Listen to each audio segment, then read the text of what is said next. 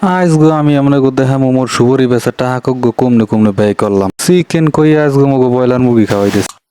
দেশে কোনো সুবরি খেলা বেচছে ঢাকার শহর আইসি আজকে আমরা ঘুরামো মনের মতো করে ঘুরামো লন আমার লাগলো দেশে কোনো সুবরি বেচার টাকা করে আজকে যেমন ঘুরাইতেই হইবে আন আমার লগে জামের মধ্যে গাড়ির লগে বইয়ে না থেকে 10-15 কিলোমিটার জায়গা তো